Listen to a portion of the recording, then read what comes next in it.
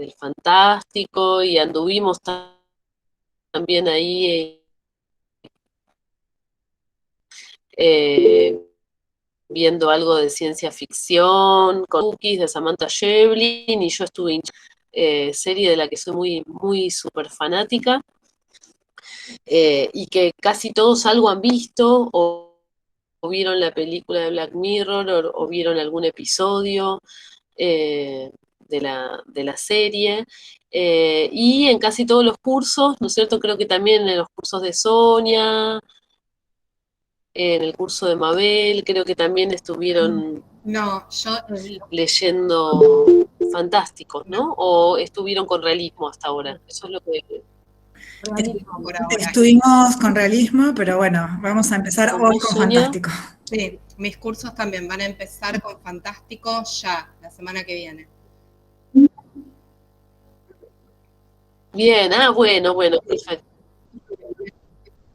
Bárbaro. Bueno, inician, claro, porque ustedes empezaron por realismo, exactamente.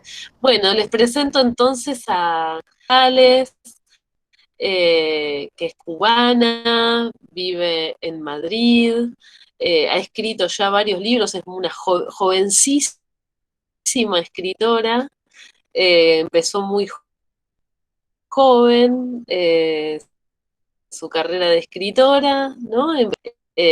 Como profe en la universidad, Sí. o fue en paralelo, eso no lo sé. Pero bueno, también es profe de literatura y además escritora. A ver, contanos un poquito. Pues sí, mi llegada, digamos que a la literatura fue precisamente a través de, vamos a decir que la academia. Estudié letras en la Universidad de La Habana y durante la carrera, por supuesto, me decanté por los estudios literarios y empecé entonces a estudiar la literatura de ciencia ficción. Em, y me di cuenta entonces que en el panorama cubano existía un fuerte componente o un fuerte movimiento, si se puede decir, de escritores y escritoras que estaban cultivando el género hacía muchísimos años y que realmente no tenía mucha visibilidad o mucha atención de parte de la academia. Y entonces empecé por ahí mis estudios y mi interés por estudiar qué cosa era lo que estaba pasando con el género, principalmente de la ciencia ficción. En Cuba hice mi tesis de licenciatura respecto a eso, respecto precisamente a un subgénero de la ciencia ficción, que es el cyberpunk, y entonces cuáles serían los exponentes principales en Cuba de ese movimiento y cómo se manifestaba, digamos, que ese subgénero de esa literatura en la literatura cubana. Y posterior a graduarme, yo siempre tuve como inquietudes más bien de creación literaria, y ya entonces me decidí a dedicarle tiempo primero a formarme. Pasé una especie de academia o de curso que existe en Cuba, es el único y el más prestigioso, bueno, el más prestigioso porque es el único, que se llama, o sea, es el Centro de Formación Literaria Onelio Jorge Cardoso, que por ahí pasan muchos jóvenes, es fundamentalmente enfocado para jóvenes escritores, o sea, de 35 años hacia abajo, que es donde culturalmente hemos enmarcado que es la juventud, ¿no? Y bueno, pasé ese curso de formación de técnicas narrativas básicamente. Y a partir de ese momento entonces empiezo a escribir con más sistematicidad o con algún tipo de enfoque, de proyectos o vamos a decir que plan para comenzar a incursionar en ese mundo. Y bueno, hasta ahora he publicado 4 libros en solitario, además de participar en bastantes antologías, porque bueno, el mundo de la literatura fantástica y particularmente el de la ciencia ficción se mueve mucho a través de publicaciones periódicas, de antologías, de movimientos más bien de los mismos escritores que a veces tienen que funcionar como críticos, como antólogos, como reseñistas de esa propia literatura, por un problema ahí de a veces prejuicios, ¿no? De parte de ese tipo de instituciones que se supone deberían hablar de esos temas y que a veces lo infravaloran o piensan que es una literatura, a veces se habla, vamos a decir que para la juventud, para los niños, pero que no es una literatura adulta o seria. Y bueno, entonces ese ha sido más o menos el recorrido hasta ahora. Bien, eso es re interesante eso que decís, porque a nosotros nos pasa que cuando les preguntamos a veces qué leen a los estudiantes, a veces nos dicen, no, yo no leo literatura, y cuando empezamos a indagar, son fanáticos de los manga, por ejemplo. Ujú, Y conocen un montón, son así como expertos, muchos, y creen que eso no es literatura, ¿no? Porque esto, ¿no? Porque en las instituciones no le ha dado valor, ¿no? Muchas veces se ujú. la infravalora, esto que decías vos, ¿no? A la literatura de ciencia ficción. Entonces muchos les gusta un montón y conocen muchísimo, inclusive hemos tenido en los últimos años muchos alumnos que además dibujan, y Qué que dibujan bien. muy bien y que son excelentes lectores, muy fanáticos creo que sobre todo de los mangas, ¿no? Y que ellos mismos no se autoperciben lectores, ¿no? Por ser Pues lectores del género, de ciencia ficción o del cómic, ¿no? Entonces, por eso también me pareció re interesante invitarte, además de sí. que me gusta muchísimo tu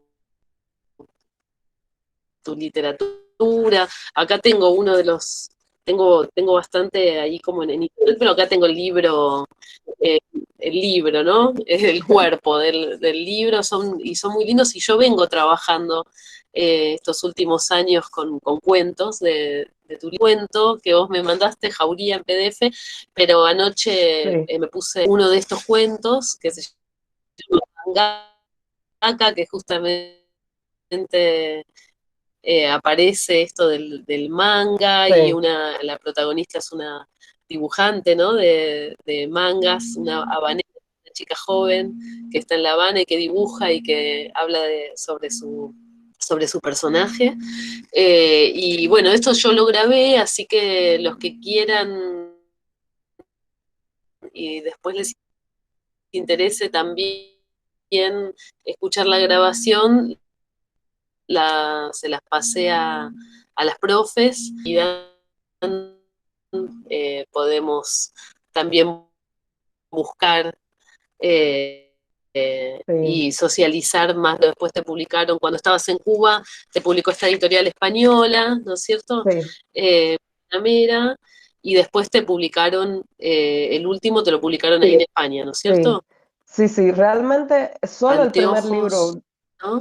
sí, espejuelos, sí, espejuelos para ver por dentro, digo.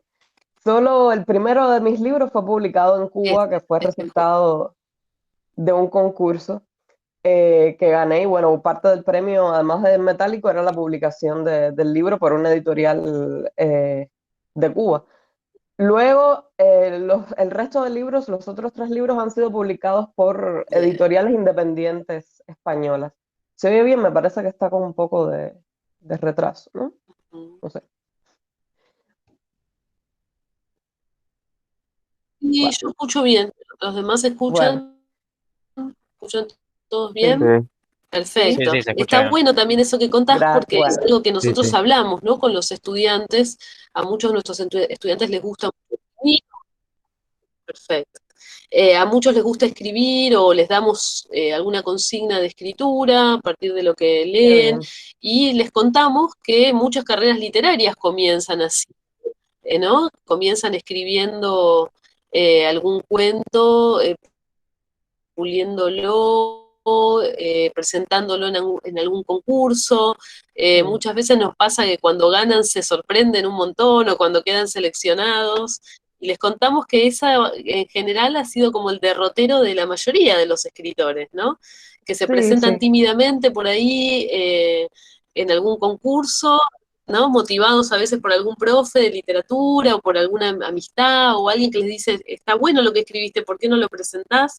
Y que a partir de eso, sin darse cuenta, van creando, armando, se van entusiasmando y van creando su carrera literaria, que muchas veces es así. sí, No es que uno dice, bueno, voy a ser escritor y ahora solo me dedico a ser escritora profesional, ¿no? sí, Sino que se van dando un poco, de a poquito, ¿no?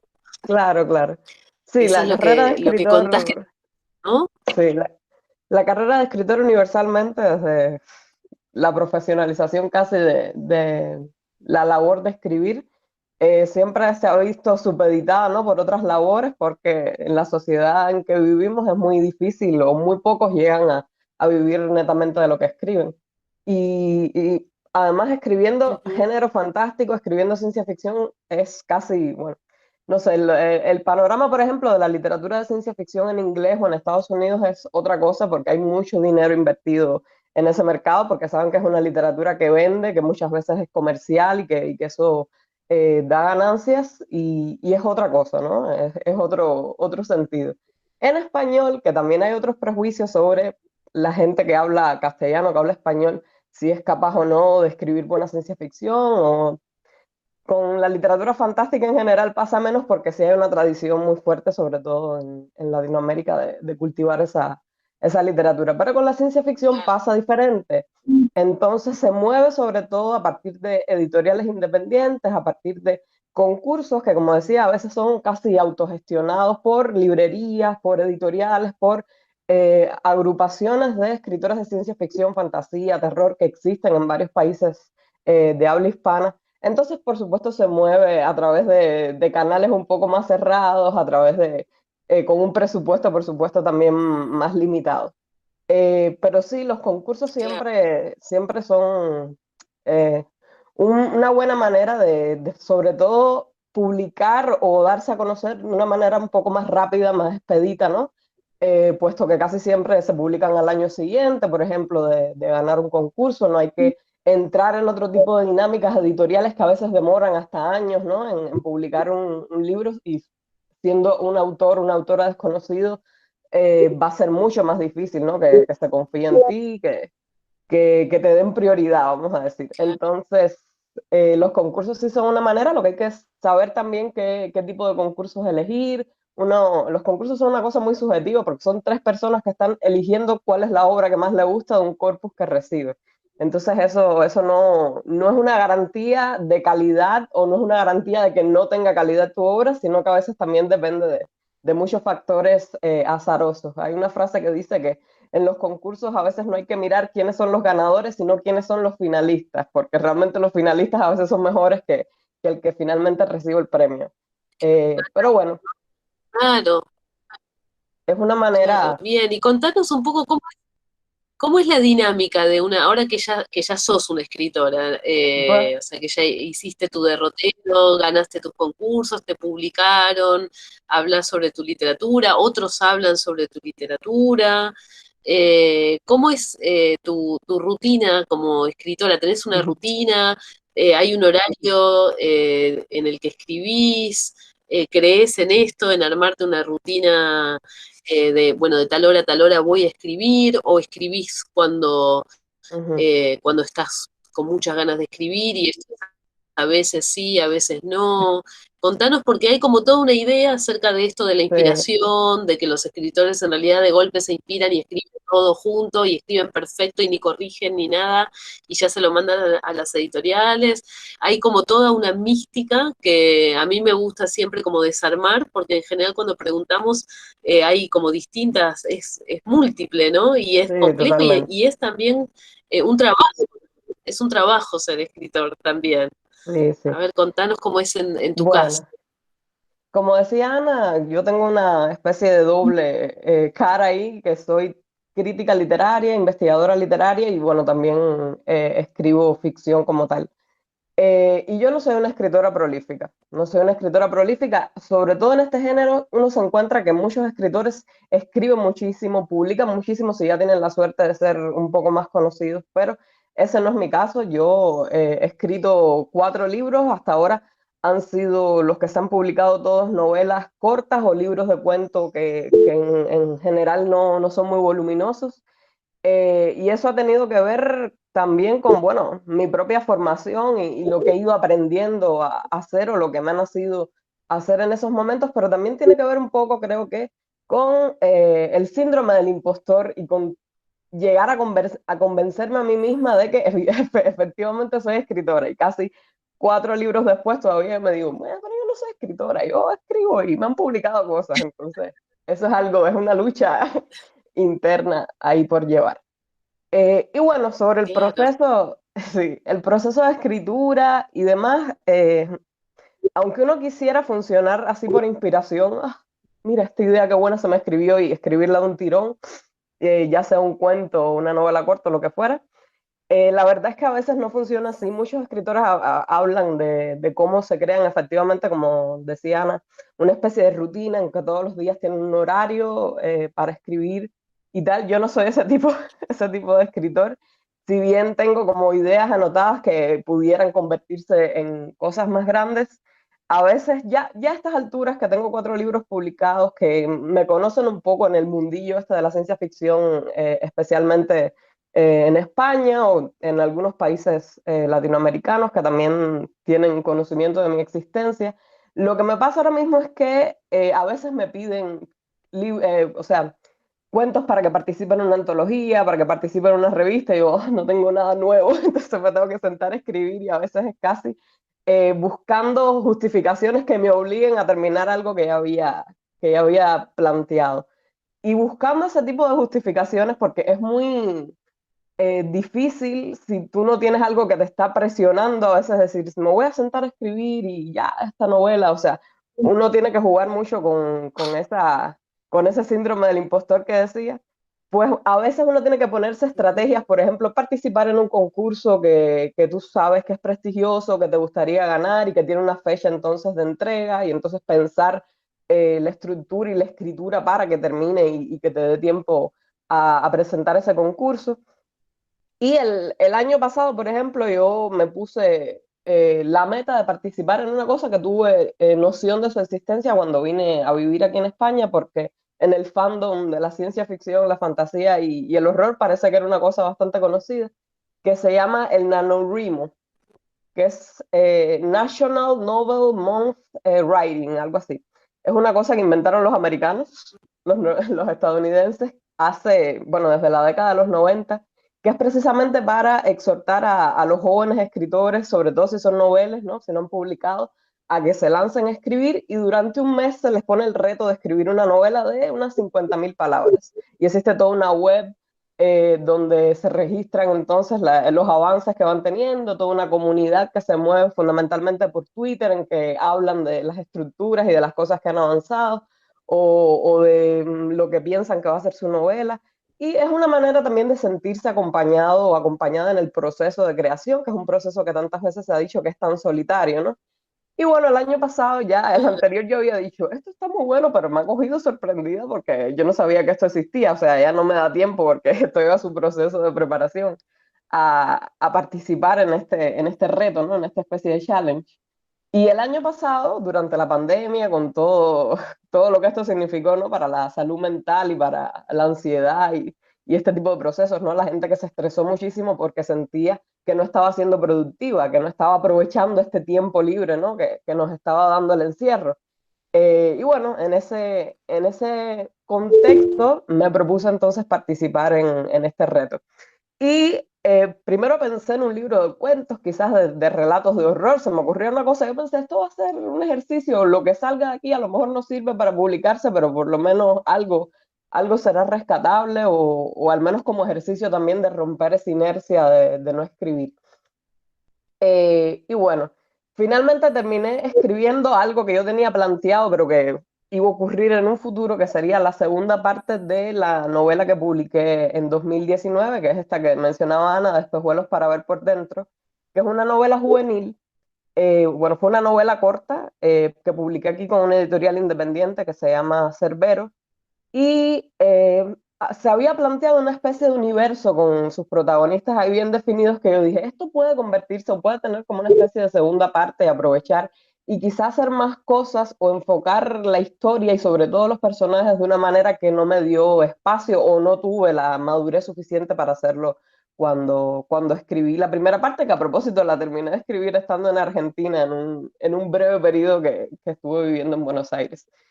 Y, y bueno, durante este mes, que es en noviembre, donde se desarrolla este NaNoWriMo que les comentaba, me puse y escribí casi el 90% de lo que sería la segunda parte de Espejuelos para ver por dentro, que ya no es una novela corta, sino que es una novela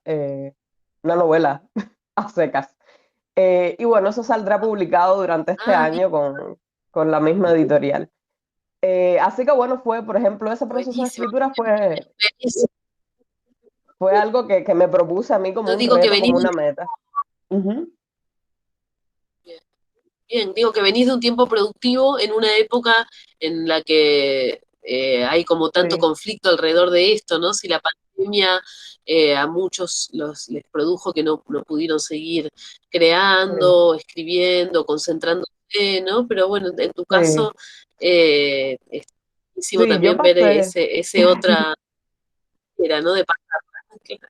Sí, yo pasé por momentos, por ejemplo, tuve crisis lectoras que a mí me dan cíclicamente de que no me dan ganas de leer nada en un mes o más. Tuve una especie de crisis lectora también durante el encierro más severo.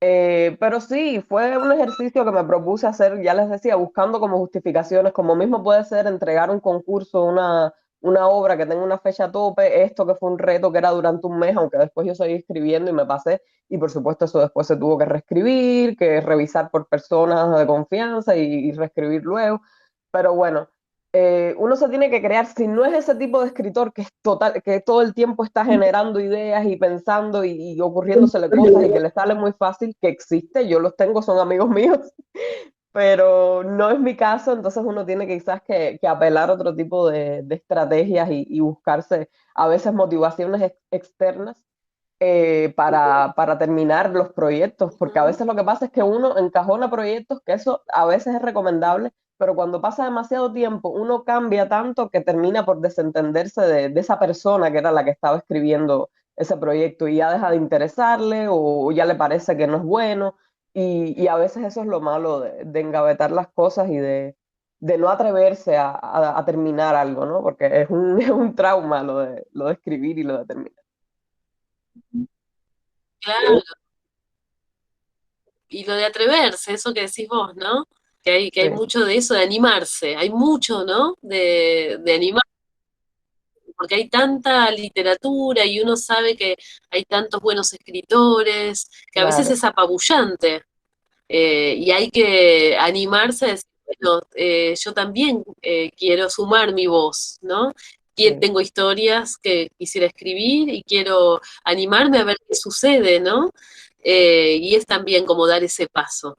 Bueno, quería también esto convocar a los demás, ¿no? Tanto a todos los alumnos que hay, que son un montón, como a las colegas, que también somos varias acá en este encuentro, somos distintas profes. Hay una profe que es nuestra profe de matemática y física, Planchu, que siempre nos hace la pata, siempre nos apoya en nuestros proyectos.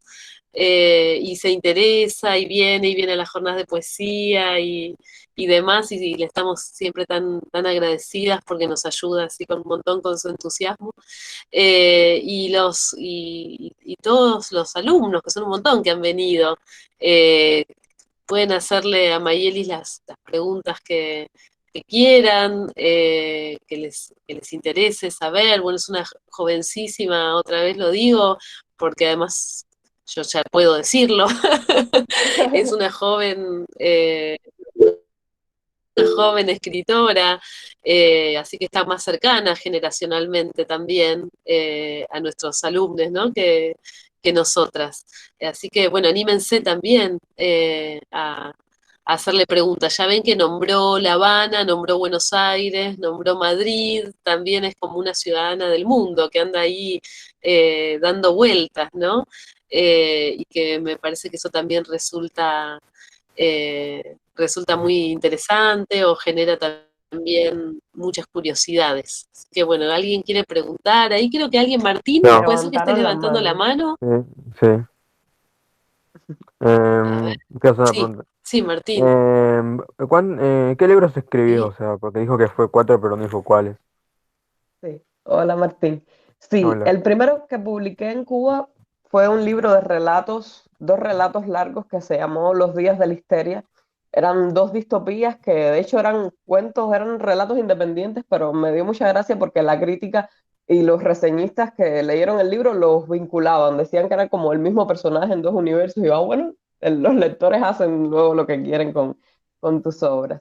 El segundo es ese que tiene Ana en la mano, que es sobre los nerds y otras criaturas mitológicas, que eh, fue un libro que yo preparé primero para presentar una beca, a una beca que otorga esa institución donde pasé el curso de técnicas narrativas, que luego de que terminan sus cursos otorga 5 becas a los estudiantes de cada año, en que básicamente les paga durante 6 meses como una especie de salario para que se puedan dedicar entonces a escribir y terminar un libro, ¿no? Un proyecto de libro. El proyecto de libro que yo entregué es ese que finalmente se publica luego en España, en una editorial sevillana que se llama Guantanamera, y se dedica a publicar literatura cubana contemporánea. Luego publiqué Espejuelos para ver por dentro, aquí en esta editorial gaditana. Yo esto lo he publicado en Andalucía, ya cuando me pongo a ver. Una editorial de Cádiz que se llama Cerbero y que es bastante popular dentro del fandom de la ciencia ficción y la fantasía, y que publica, tiene un enfoque muy marcado hacia la novela corta. Publica, ahora no tengo ningún ejemplar, pero son formatos de bolsilibros, son libros pequeñitos, hermosos, con unas portadas preciosas, que publica este editorial y que prioriza sobre todo a las escritoras, ¿no? Tiene un enfoque muy feminista y tiene también como propósito probar o sea, desmentir un presupuesto que siempre se ha manejado, que es que hay pocas escritoras de literatura de género, y más en español, una cosa que es una falacia, es mentira, ¿no? Existen muchísimas escritoras y actualmente están siendo más y más, están llegando muchísimas escritoras a la literatura de género. Y entonces Cerbero, si bien sí publica también escritores, sí le da como mayor relevancia a la escritura de las autoras. Y Sí, luego ese Cerbero creo que lo conozco. sí, el último libro lo publiqué en una editorial que se llama Cazador de Ratas y lo tengo por aquí, que también es una Ah, novela corta, pero esta para adultos, que se llama De rebaños o de pastores, y tiene la particularidad de que es un libro que es ilustrado. Tiene varias ilustraciones, tiene 6 ilustraciones en su interior, y, y yo estoy muy feliz porque tenía mucha ilusión con que fuera así. A ver, no encuentro ninguna ahora. Con que fuera ilustrado por una ilustradora cubana que a mí me gusta muchísimo, que reside en Bélgica hace mucho tiempo y se llama Dushimán Valderá, que me gusta muchísimo su estilo y se ha especializado en ilustrar sobre todo libros de escritores y escritoras de género. Por ejemplo, ha trabajado mucho con Elaine Vilar Madruga, que es otra escritora cubana de ciencia ficción súper prolífica. Elaine ha publicado por lo menos 30 libros, porque además escribe poesía, teatro, de todo, de todo. Literatura infantil. Es Sí. re joven Y también, tiene ¿no? mi Es edad, y treintañera tiene mi el aire edad. también, muy Tiene 32 como yo, así. sí.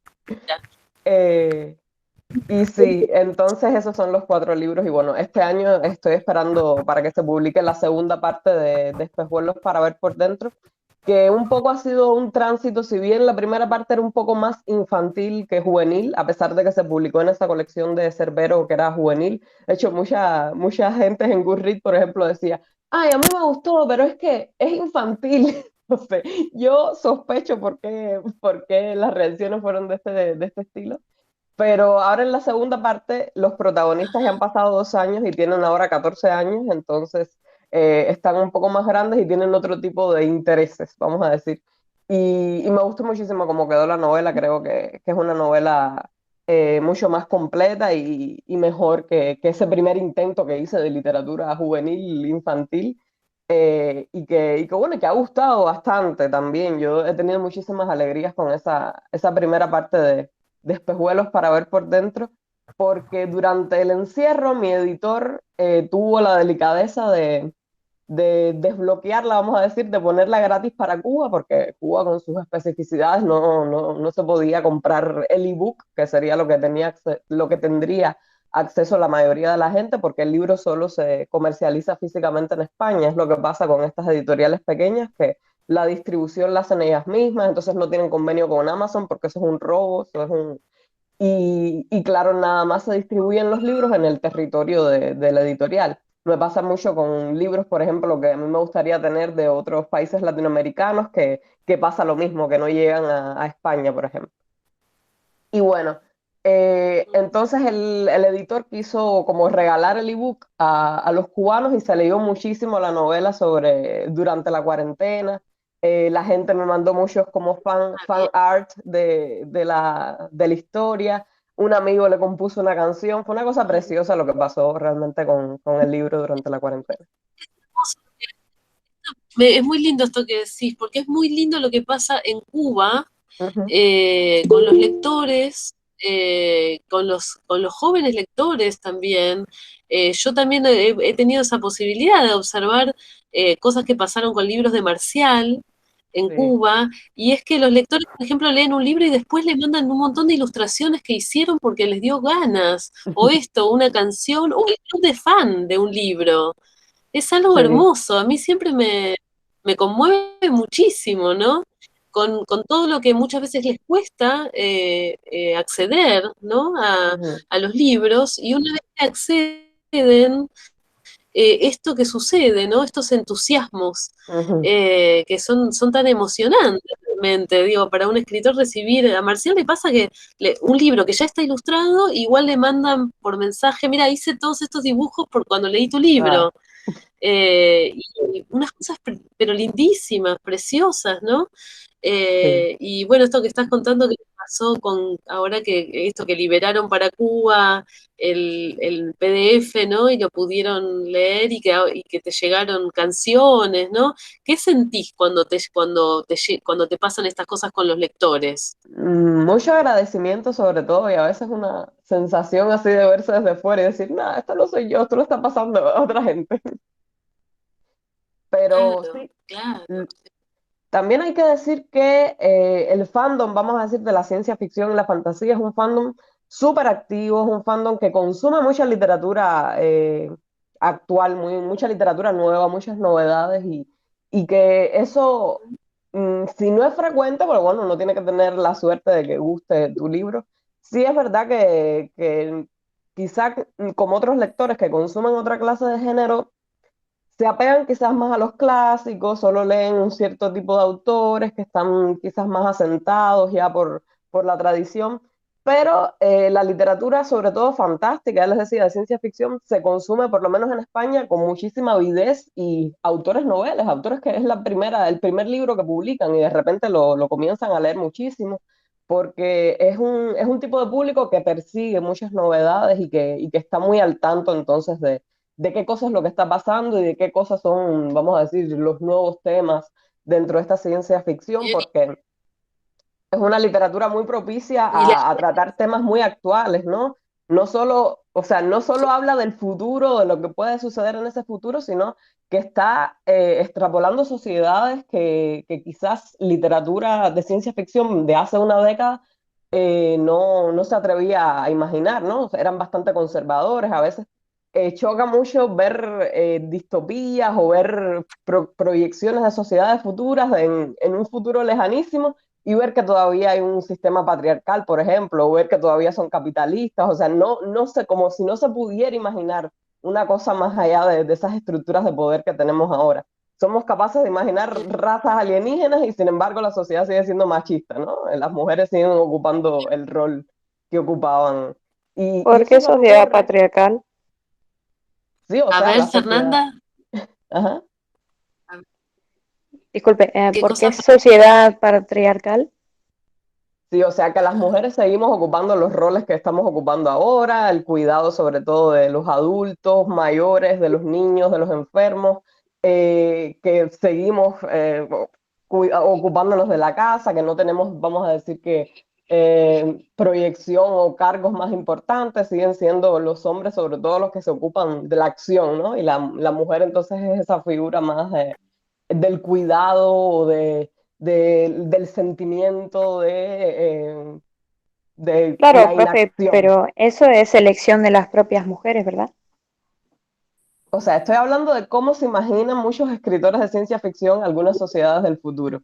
Y uno Claro. diría, con la revolución que está ocurriendo ahora mismo, sobre todo a nivel de imaginar, por ejemplo, los géneros, ¿no? Que se está derrumbando un poco esa concepción del binarismo de los géneros, de ¿Usted femenino está de contra acuerdo con masculino. eso? ¿Usted Yo está de sí, por acuerdo supuesto. con Profe, hablar con la E y con todo eso? depende si la persona a la que nos estamos Inclusivo. refiriendo no se identifica con el lenguaje inclusivo. Sí, yo utilizo el Ah, lenguaje profe. inclusivo en algunos contextos, pero digo, por ejemplo, las personas que no se identifican ni como femeninos ni como masculinos y que piden que se les trate con esta denominación, ¿no? Con adjetivos terminados en E, porque yo voy a Ujú. violar esa Pero, petición que me hace esa persona si no se siente así? disculpe, Sí. eh, primero que todo, yo, el lenguaje inclusivo como tal es un lenguaje que está mal de por sí. Ya de por sí decir todo, ya es un lenguaje inclusivo, el lenguaje está normal, está Sí, bien. Y si no, antes, yo pensando como usted, escritora, yo pensaba que usted sería la primera en decir que eso está mal. me Como parece tal, eso, contradictorio que, exacto lo que dice que, Martín, eh, que Ujú. porque siendo Pues, profesora de literatura todo, apoye el lenguaje todo, inclusivo. sí, todo ya de por sí es Ah, inclusivo. Si vos decís todo, te estás refiriendo a todo, no estás excluyendo a nadie. ok. ajá. Y El bueno, problema de la a ver, gente es que se Martini, ofenden por no sí, incluirlos. Y no Ajá. es no incluirlo. O sea, si ok, vos estás en una sala y decís vengan todos, te decís, estás refiriéndote a todos los que están ahí, sea hombre, mujer, niño, gato, perro. Y hay Ujú. muchas palabras femeninas también que son inclusivas. La ok, juventud, Exactamente. la totalidad. Ujú. ok. Sí, y todo eso es una Bueno, convención, ¿no? bien, bien. Sí, una Digo, está convención bien, que hemos, sí, digo, todo eso es una convención que hemos llegado a ella a través de siglos y siglos de hablar de una manera y que se ha fijado así desde 1492 que Nebrija publicó su gramática española, ¿no? Y que se la dio a Isabel la Católica y le dijo, bueno, pues con esta gramática asentaremos ese imperio que queremos lograr con la unión de la corona, la iglesia y una sola lengua, ¿no? Pero era una gramática que era sobre todo descriptiva, porque a veces lo que hace la lengua, lo que hace la Real Academia Española es precisamente describir cuál es el estado de una lengua. Y esa gramática, por eso todos los días la RAE dice, ahora se aceptó en tal lugar Eh, el uso de esta palabra de esta manera. Sí, Entonces, la lengua la hacen los hablantes. Lo que yo veo incorrecto o lo que veo que esa no es la manera de proceder es, y además que tampoco importa, ¿no? Esas exigencias de quiero que la gramática incluya el lenguaje inclusivo dentro de sus normas. Eso va a ocurrir paulatinamente si continúa esta tendencia a hablar de esa manera, pero eso no va a ser incluido ahora mismo en la gramática porque no se ha normalizado todavía, ¿no? Se está normalizando con esos grupos de individuos que la están utilizando y que si en años y en décadas lo continúan utilizando, pues eventualmente entonces la gramática tendrá que recogerlo. Ya eso queda al libre albedrío de cada uno si lo utiliza o no, si lo cree que es correcto o no, pero sobre todo los escritores y los escritores de ciencia ficción que tienen en sus manos la posibilidad de extrapolar tantas cosas, tantas sociedades alienígenas que han inventado lenguajes enteros, ¿no? Para dárselos a hablar una raza. Por supuesto que yo tengo que apoyar la subversión, porque es subversivo hablar de esa manera. Entonces, esa subversión a través de la lengua siempre va a propiciarnos más. El conservadurismo me va a parecer siempre un camino que va a conducir una sin salida. Y yo, con la gente que está haciendo subversión, ¿en qué utilizo yo el lenguaje inclusivo? Quizás no lo utilizo en mis libros, no si no me hace falta, si no existe, digamos, una raza que no sexualmente no sea o varón o hembra. Lo puedo utilizar en redes sociales, a veces lo utilizo como manera también de molestar, ¿no? A la gente que le molesta este lenguaje, pero me parece que tiene un lugar, por lo menos en mi vida, a lo mejor en la de ustedes no le hace falta, pero en mi vida sí tiene un lugar necesario, vamos a decir, ese lenguaje inclusivo. Y claro, y eh, siendo escritora, sobre todo siendo escritora, eh, bien. vamos a decir que tengo la labor de trabajar con ese lenguaje y trabajar sin miedo, sin conservadurismo y sin regirme por lo que dice ninguna gramática de ninguna parte, que al final lo que están es describiendo qué cosa es lo que pasa en la vida de una lengua, no diciendo se tiene que hablar así o no, ¿no? eh, sí, Exacto. profe, primero Ahí que hay, todo, A ver, ahí hay, ¿puedo no, a decir ver, algo? disculpa, Alba, no sé si vos a ver, estás Alex. leyendo. profe, ¿Puedo decir algo? Nada más que para Sí, ordenar esto. No sé, Ana, si sí, estás cómo no. leyendo en el chat, hay una lista de chicos que quieren hablar. Así puede ser no, un no. toque y ahí. Germán, Brisa, quieren hablar. Sí, Ah, esta, ok, esta- ok. primero Sonia, Germán, después, no lo estoy viendo. primero Germán, después Brisa y después Mile. Hace rato que quieren hablar, ¿sí? Ok, ya. También Bueno, la yo profe 2 Mabel. minutitos, una cosita, y la profe va a ver, una cosita, ahora les damos la palabra a todos los que quieran hablar. Yo sí uso el lenguaje inclusivo y me gusta mucho, y me gusta todo esto que genera. Me gusta que genera mucha discusión y mucha charla sobre el lenguaje que nunca se había dado de esta manera, Bueno, ¿no? puedes decir una cosa rápida. O sea que todos quieren opinar y eso me parece re interesante. Pero bueno, también quiero aprovechar que está Mayelis, que no se vaya toda la charla al lenguaje inclusivo, que para eso Sí. podemos organizar una charla también, para hablar específicamente del lenguaje inclusivo. No quiere, está buenísima la pregunta, me encantó la respuesta de Mayelis, con la que coincido absolutamente, pero digo que no, hablemos de eso, si los que levantaron la mano quieren hablar de eso, pero si, continuemos hablando de literatura fantástica también, ¿sí? Y si requiere una charla especial el lenguaje inclusivo y la quieren tener, vamos a estar encantadísimas de organizarla. La vamos hoy mismo a organizar, ¿sí? Bueno, ahora los dejo hablar, los dejo hablar. A ver, Sonia, vos organizás más o menos el orden, porque yo no lo estoy viendo acá. Tengo miedo de que se corte la grabación. Tengo el coso A de ver, grabación. Sí. repito entonces. Ahora habla Germán, después Brisa, después Mile, después Uma. Yo me había anotado eso hace rato también. Bueno, después de Brisa era Mabel y después de Mabel Uma. ¿Sí? Entonces empieza Germán, dale.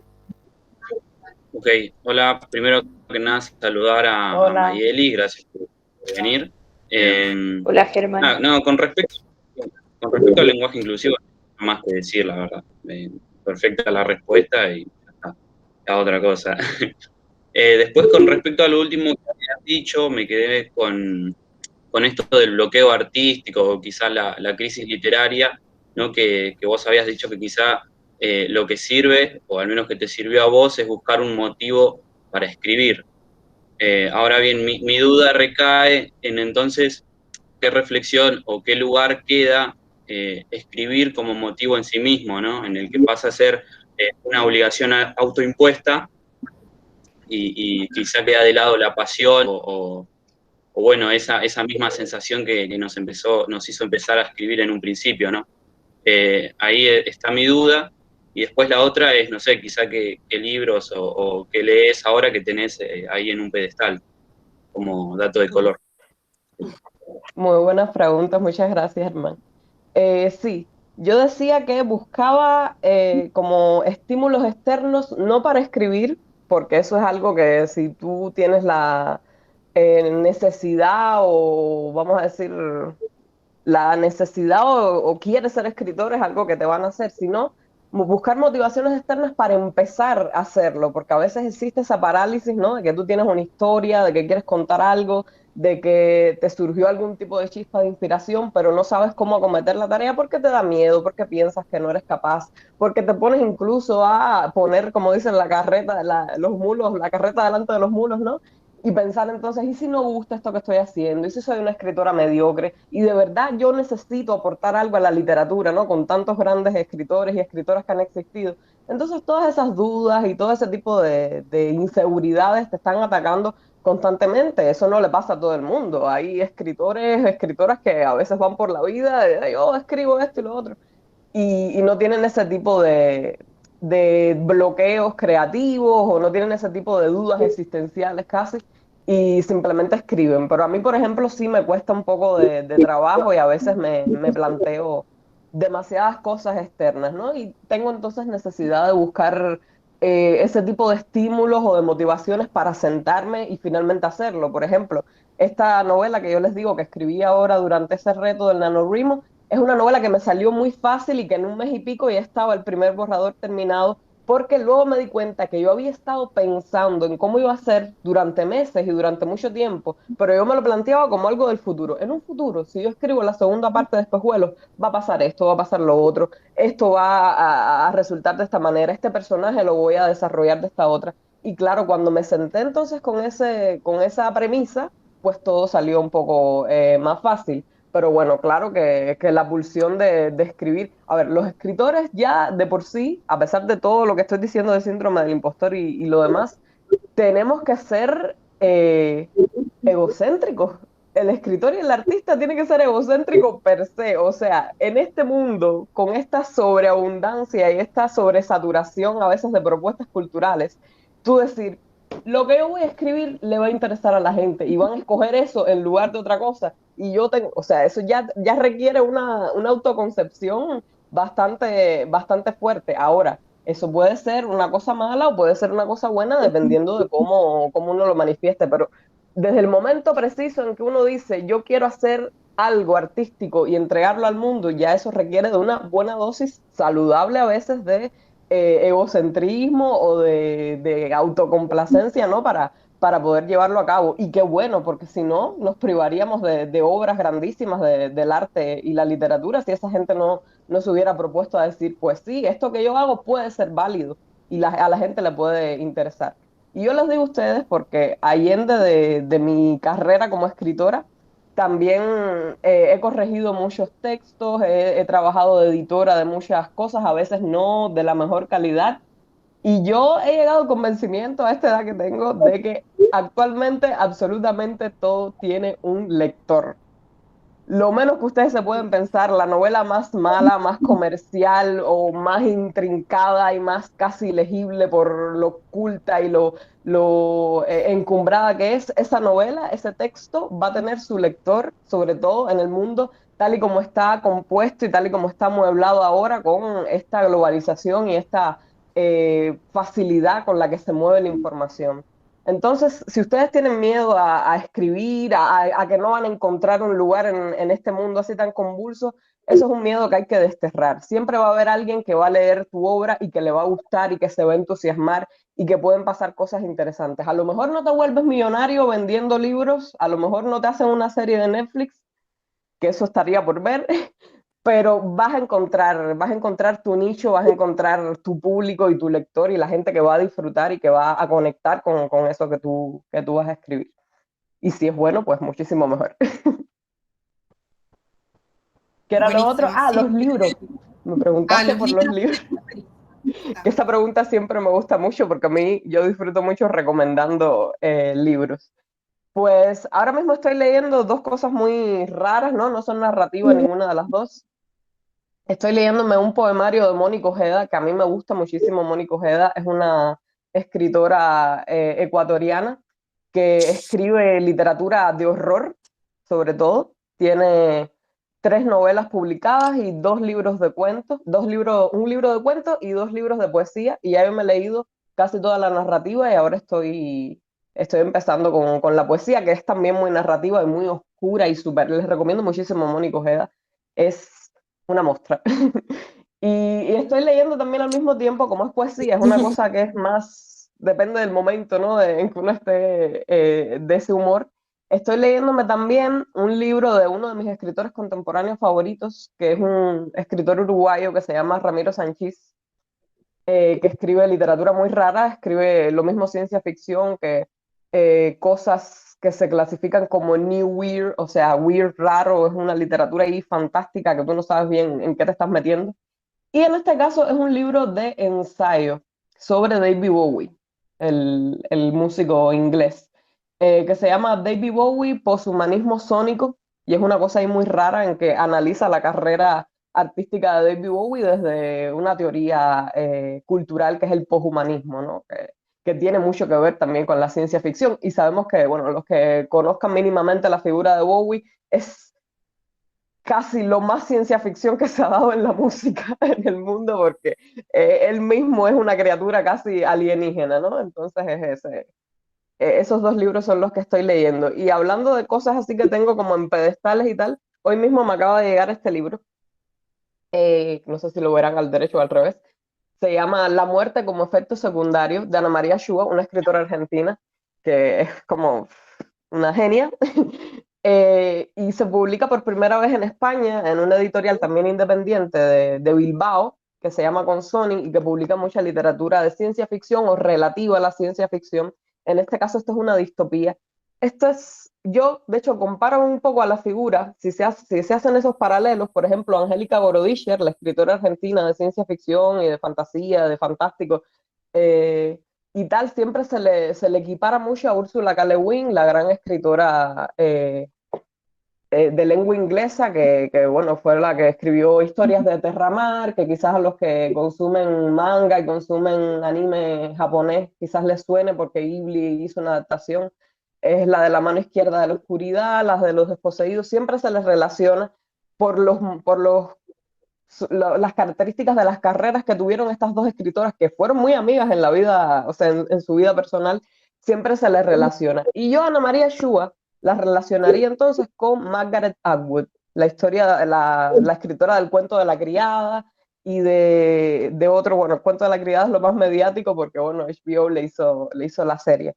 Pero bueno, en este caso esto es una distopía que se desarrolla en un Buenos Aires del futuro próximo, en que existe, o sea, el Estado no tiene poder ninguno, existen como barrios cerrados y barrios entonces de bien, todo se televisa constantemente y existen unas especies de casas de recuperación, se llaman, que es básicamente un asilo o una especie de sanatorio donde meten a las personas cuando se vuelven viejas o caen enfermas para que las corporaciones y los demás agentes, que son los que tienen el poder, se queden entonces con sus propiedades.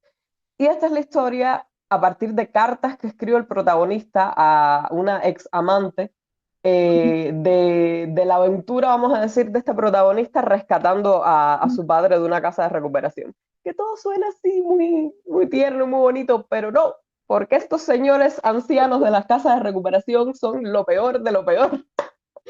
Y entonces es una novela bastante siniestra, es una distopía en el sentido de que acaba muy mal, no deja mucho resquicio ahí para la redención, pero que es una de las mejores novelas Perdón, distópicas profe, ¿cómo se llama? La muerte como efecto secundario. ¿Cómo se llama? ¿Se vio? La muerte como efecto secundario Sí, de sí. Ana María Shua.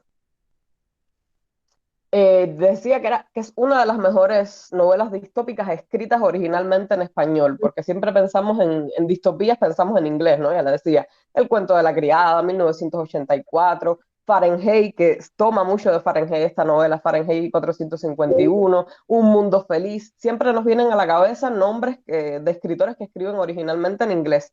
Pues esto es una gran distopía y está escrita por una autora argentina en español y se las recomiendo muchísimo. Y el próximo, que me extiendo mucho en las preguntas. Ah, bueno, buenísimo, muchas gracias. A ver, ¿A quién le tocaba? Seguía yo, ¿no? Perdón. Sonia, no te escuché, ¿no? Brisa, Estás ¿no? muteada. Brisa, a brisa. Sí. Okay. Ah, sí, dije eso. Sí, bueno, me presento, soy Brisa, Sí. tercera. Sí. Bueno, hola Marieli, soy Brisa de sexta tercera. Quería preguntarle principalmente qué le llevó a definirse en el género fantástico, porque veo que escribe acerca de eso y también la literatura que nos estuvo recomendando fue mucho acerca de ese género. Y qué la llevó a definirse en ese mismo y qué fue, digamos, lo que le encantó de ese género. Y como qué consejo le puede dar a todos los oyentes que estamos acá respecto a cómo podemos definirnos acerca de qué nos gustaría escribir o qué nos gustaría leer más específicamente. Y después, bueno, que me quedo con eso que dijo, ¿no? Que todo tiene un lector. Muy buena frase.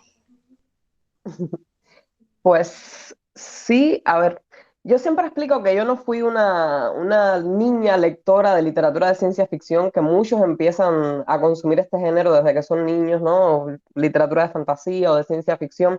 Yo las cosas que me llegaron de Julio Verne Ni siquiera eran las que eran ciencia ficción y no me gustaron. A mí Julio Verne no me gusta mucho porque no lo leí en su momento lo que se supone que debía haber leído para que me enganchara dentro del género.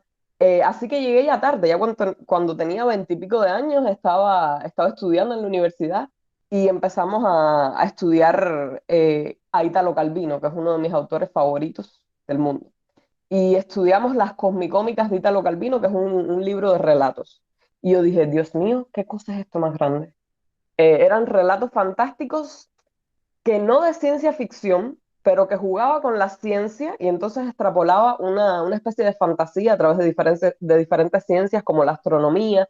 Recuerdo que de hecho yo leía Calvino primero en una revista cubana que se llama El Cuentero, que es muy, muy famosa, y que era un cuento que aparece luego en las Cosmicómicas y se llama La distancia de la luna.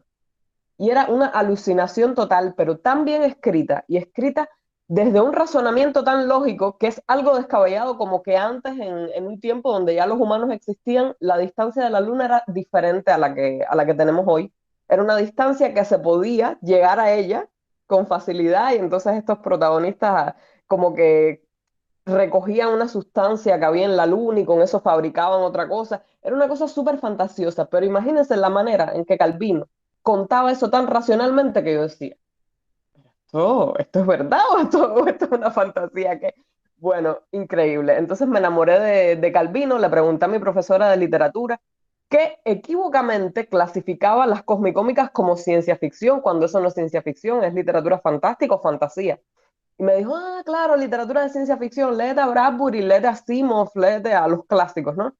Y bueno, y así empecé súper tarde, a los 20 y pico de años, a consumir todos esos clásicos de la literatura y llegué a las distopías, que con esa edad las distopías son muy atractivas, ¿no? Estas sociedades súper... a mí no me dio, por ejemplo, por el romanticismo, por Baudelaire y las flores del mal, sino por las distopías así tremendas, 1984, no hay salvación.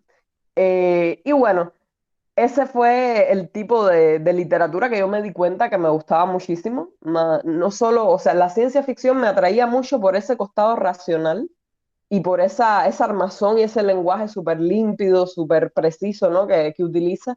Y luego la literatura fantástica, por otro lado, Borges, por ejemplo, cuando empecé a leer a Borges, a los cuentos de Borges, fue como, este hombre, ¿cómo lo hace? También fue una especie de flechazo. Los cuentos de Cortázar, más que las novelas, eh, y cuentos o vamos a decir que textos latinoamericanos, que en Latinoamérica hay una gran tradición de cuentos, sobre todo fantásticos, me impactaron muchísimo. Virgilio Piñera, por ejemplo, que yo sé que Ana está enamorada de ese escritor, a mí me gusta muchísimo los cuentos, sobre todo esa colección que son los cuentos fríos, ¿no? Que son también cuentos fantásticos, contados de una manera, con una frialdad, con una precisión, con un cinismo tan grande. Y bueno, me di cuenta que esa era la literatura que me gustaba consumir. Sin embargo, yo no sé si esto es bueno o esto es malo. A mí no me daba por imitar a esas personas que yo tenía en ese pedestal, a Borges. Yo nunca he intentado escribir como Borges imitar algún tipo de narrativa, si es que se puede imitar, ¿no? Pues es tan límpida, el estilo es tan preciso que a veces parece que no hay estilo, ¿no? En los cuentos de Borges. Nunca me dio por imitar a esos autores a los que yo tenía en ese pedestal, pero me interesaban los temas que trataba y la manera en que se trataban esos temas. Entonces, dándole esa vuelta, ¿no? Esa desarticulación de una cosa tan simple, ¿no? Esos cuentos de cronopios y famas de Cortázar o ese tipo de manuales, ¿no? Que cómo darle cuerda a un reloj, cómo subir una escalera me parecía tan loco y tan desestructurante de lo que era la literatura y de lo que se entendía que era un cuento o una historia, que eso fue lo que, digamos, me llamó la atención.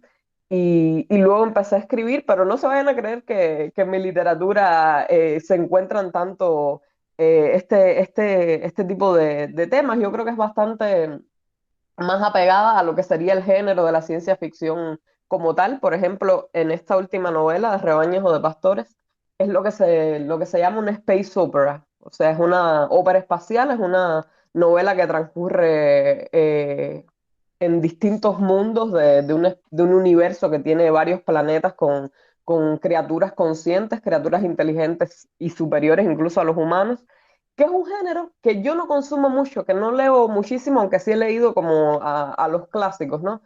Y que yo jamás me imaginé escribiendo una space opera. Sin embargo, parece que tenía como otras nociones para los que el space opera me servía como metáfora que yo quería explorar en esta novela. Entonces no es una novela, no se imaginen una novela de peripecia, de guerras, aunque sí hay escenas que tienen acción, pero sí transcurre, sino que transcurre mucho al interior de la cabeza del protagonista, ¿no? De lo que piensa, de lo que él siente que es su destino o su cometido en la vida, de esa lucha constante por alcanzar la libertad y una vez que se tiene esa libertad, pues ¿qué se hace con ella, ¿no? O somos libres realmente en algún momento o estamos supeditados a otro orden superior, no ya que tenga que ver con Dios, sino con las mismas estructuras sociales que no nos permiten quizás ser libres o hacer lo que realmente queremos y tenemos que hacer cosas que nuestra propia moral nos dice que no son correctas. Entonces, es una novela que, a pesar de ser una space opera, me permitía hablar de ese tipo de cosas y eso es algo que a veces choca mucho cuando se piensa en la ciencia ficción, porque se piensa que es una literatura de entretenimiento, una literatura para evadirse de la realidad, para pensar en otra cosa, para divertirse un rato. Y mucha de la literatura, mucha de la buena literatura de ciencia ficción, eh, lo que hace es eso, lo que hace es hacerte volar las concepciones que tú tenías de cómo funcionaba el universo y decirte, ¿y si lo miramos desde este ángulo? Entonces decir, ah, bueno, mira, esto es una manera novedosa de verlo y de entender entonces esa misma realidad. No la realidad de un futuro, no la realidad de una especie alienígena, que en definitiva eso no nos interesa porque no nos toca a nosotros, ¿no? Por eso es que, por eso es que el planeta está como está y que hemos consumido todo y que lo estamos llevando a la mierda, pues porque no nos preocupa realmente mucho el futuro, sino qué cosa puede ser esa extrapolación del futuro que tenga que ver con nosotros mismos. Entonces eso es la ciencia ficción. No es el futuro, no es una mirada a lo que pasará el futuro, sino es una metáfora de lo que estamos viviendo ahora mismo y de cuáles son nuestras preocupaciones y nuestras problemáticas ahora mismo. Y por eso me ha interesado tanto el género. Bueno, buenísimo. Sigue Mile. Bueno, hola, muchas gracias por darnos la charla primero y principal. Y segundo, te quería preguntar, ¿qué tips le darías a alguien para que pueda escribir ciencia ficción? ¿O qué cosas o cómo haces vos para escribir? Después, si tenés algún autor o alguna autora que sea referente para vos. Y si te propones algún eje en particular a la hora de escribir o vas escribiendo lo que te surja. Ujú. A ver, ¿qué era lo primero? Iba pensando en la respuesta y se me olvidó la primera pregunta. Repítemela, ¿Algún Mile. tip para alguien que empieza a Ajá, escribir ciencia ficción? ajá, muy bien. Sí, la misma Ana María Chua, esta señora que les hablaba, me da mucha gracia porque es muy, muy simpática. Y cuando le preguntaban tips para los escritores, ella decía, yo eso de mandar a leer al escritor, o sea, al aspirante escritor, que tú lo mandes, que tú lo tengas que mandar a leer, ese no va a ser escritor porque es que tiene que querer leer ya de por sí. Sin embargo, yo conozco muchos escritores o aspirantes escritores que dicen que no leen y sobre todo que no leen a sus contemporáneos, una cosa que a mí me parece nefasta, porque si tú estás escribiendo desde este tiempo y tienes aspiración a que otros lean las cosas que tú escribes, ¿cómo tú vas a ser tan egoísta como para decir que yo no leo a mis contemporáneos porque no saben escribir, solo a los clásicos o a la gente que ya se murió? Eso me parece un absurdo total. Y entonces yo sí leo muchísimo a mis contemporáneos y lo que están haciendo y las cosas en que se están moviendo y los marcos ya teóricos o ideológicos o ya que no tienen que ver con la literatura en los que se están manejando, me interesa muchísimo. Entonces, si quieres escribir ciencia ficción, a mí, por ejemplo, me pasa que es que yo soy de humanidades, yo no estudié ninguna carrera ni técnica ni científica. Y claro, eso me frenó muchísimo a la hora de empezar a incursionar en el género, porque todo lo que yo publicaba es ciencia ficción, pero no todo lo que he escrito es ciencia ficción, sobre todo cuando empezaba, que esas cosas, menos mal, no se publicaron. Eh, entonces, claro, me caía, además de ese síndrome del impostor, que es algo tan común, ¿no? Me caía esa cosa de, "Ay, yo no voy a ser capaz de escribir sobre esto porque yo no sé nada de esto, yo no lo estudié como una carrera. Pero eso con leer y con investigar y con hablar con gente que sí sabe, eso se soluciona. En definitiva, un escritor de lo que sea, de novela histórica, pónganse, tiene que investigar muchísimo antes de escribir una obra. Lo mismo pasa con un escritor de ciencia ficción, que quizá tiene que estar, eso ya te nace como tal, tiene que estar al día de las cosas que están sucediendo, de quizás los últimos, no solo avances, sino también polémicas que se están dando, porque por ejemplo a mí no me interesa, y eso pasa con muchos escritores latinoamericanos, quizás hacer una ciencia ficción ultra tecnológica y tecnicista y que se vea ahí al dedillo cómo funciona tal máquina o cuál es el aspecto técnico, científico que hay por detrás, sino que me interesan más otras ciencias que tienen que ver con las ciencias sociales, la sociología, la historia, cómo es el manejo político de las sociedades, cómo es que funcionan las estructuras de poder, ¿no? Por eso hablábamos ahorita de patriarcado y hablábamos entonces de cómo se organiza políticamente una sociedad. Eso también es ciencia ficción. Eso es extrapolar otra ciencia, que son las ciencias sociales, las ciencias políticas, y que lleva un ejercicio también de imaginación, ¿no? Que al final es eso, la ciencia ficción es un ejercicio de imaginación razonada, como lo dijo Borges en algún momento. Eh, y bueno, así que eso, interesarse y si uno no está seguro de algo o tiene dudas o tiene miedo en incurrir en errores de lógica, que eso pasa mucho, ¿no? En este tipo de relatos, que te puede pasar en ciencia ficción o te puede pasar en realismo, que las cosas pueden ser inverosímiles, dependiendo de cómo se cuenten.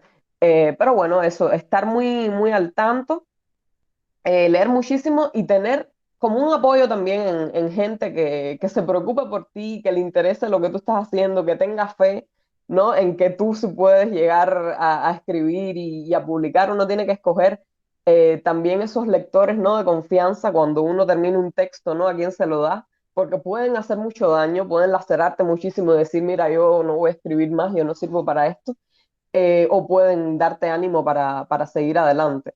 Entonces eso, buscar también un grupo de apoyo de gente afín, ¿no? Que le interese también eso.